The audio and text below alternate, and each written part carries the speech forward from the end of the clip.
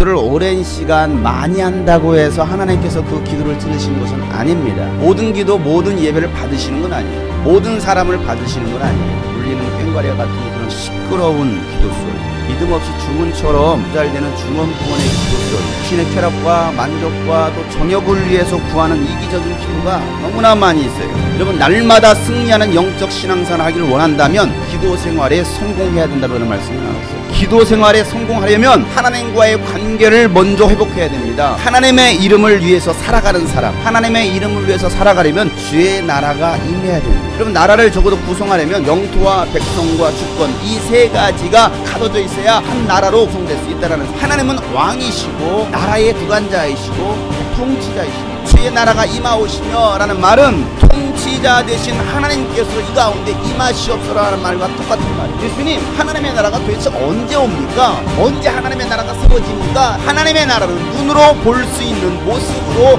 오지 않는다.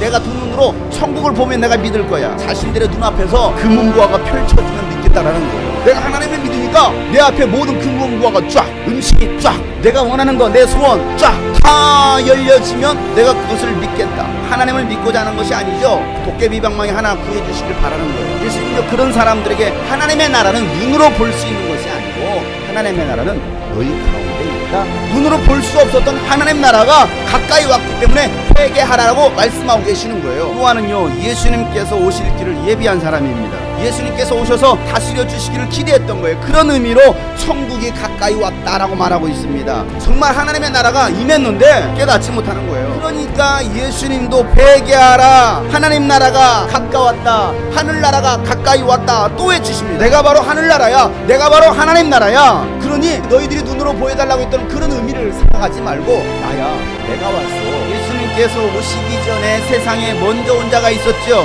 예수님보다 먼저 온 자는 도둑이고 강도라고 말씀하고 계시죠. 예수님은 창조주이시고 통치자이십니다. 만물을 다스리는 분이십니다. 그런데 예수님보다 먼저 이 땅에 와서 이 땅을 지배하고 다스리는 자가 있었으니까 바로 도둑이요, 영적으로 도둑이고 강도인 마귀와 귀신들이 이 땅에 와서 하나님의 사람들을 다스리고 지배하고 모든 것들을 빼앗아가고 있더라는 거예요. 마귀에게 빼앗겼던 그 주권을 다시 찾으시길 원하시는 거예요. 내가 진짜 주인이야. 하나님의 주권이 그 땅 가운데 임하지 아니하고 하나님의 주권이 떠나버리면 마귀의 주권이 세상을 다스립니다. 하나님의 나라가 떠나니까, 하나님의 통치가 떠나니까 우리에게 찾아온 것이 죄와 저주라는 거예요. 질병이라는 것이 고통이라는 것이죠. 사망이라는 거예요. 나의 삶 속에서 주님의 통치가, 하나님의 다스림이 없다 한다면 여러분은 여전히 마귀의 속박과 저주에서 빠져나오지 못한 채 마귀의 종이 되어서 살아간다는, 엉겅퀴로 가득한 인생이 되고 만다라는 거예요. 마귀의 종이 되어 살아가는 사람들이 어떻게 하나님의 영광을 위해서 살아가고 하나님의 이름을 위해서 살아가겠습니까? 예수 믿는 사람들은 하나님의 나라를 회복하는 거예요. 하나님의 주권을 회복하는 거예요. 하나님의 통치를 회복하는 것입니다. 예수님께서 이 땅에 오신 이유와 마귀에게 속아서 종로로 타는 사람들을 놓아주기 위해서 오셨다는 말. 복음을 알지 못하고 여전히 고통당하는 사람들을 놓아주고 자유와 참 행복을 주시기 위해서 예수님은요,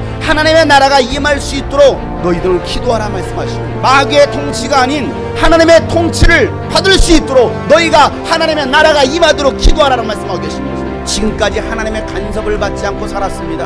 하나님의 도움이 뭐가 필요해? 나 하나님 없이도 얼마든지 살았는데, 그래서 하나님의 도움 없이 살았다고 하면 이제부터는 하나님이 내 삶에 직접 개입하시고 나를 다스리고 나를 통치하여 주시고, 그 기도가 바로 하나님의 나라가 임하여 주시고, 하나님의 나라 되신 예수님께서 이 땅에 오시니까 세상 주관자들이 심판을 받고 귀신들이 떠나는 사건이 여러분 성경에 기록되어 있잖아요. 이 세상의 모든 만물들이 통치자 되신 예수님 앞에, 예수 이름 앞에 복종하기 시작하더라는 얘기예요. 여러분은 예수 이름 앞에 무릎을 꿇습니까? 아니면 돈 앞에 무릎 꿇습니까? 세상 권력 앞에, 때로는 믿지 않는 부모 앞에, 아니면 여러분 세상 것들을 취하기 위해서 여러분 그런 것들에게 여러분 무릎 꿇고 있지 않느냐 이 말이에요. 정작 꿇어야 될 나의 통치자가 되시고 주권자가 되신 예수님 앞에 무릎을 꿇어야 되는데 예수님 앞에는 무릎 꿇을 힘이 없어요. 나의 삶은 전적으로 예수 그리스도 앞에 무릎을 꿇는 그런 삶이 되고 있느냐 이거예요. 여러분의 심령 가운데 하나님의 나라가 임하셨습니까? 여러분의 가정 가운데 하나님의 나라가 임하셨습니까? 여러분의 삶 속에 과연 하나님의 나라가 임하셨습니까? 하나님의 통치를 받으셨습니까? 하나님의 주권 아래 사셨습니까? 복음이 없는 가정에 주의 나라가 임해야 됩니다. 생명이 없는 영혼에 주의 나라가 임해야 됩니다. 인생의 고통한 가운데 있는 자들에게 주의 나라가 임해야 됩니다. 하나님의 나라가 임하면 자유가 임하게 되어 있어요.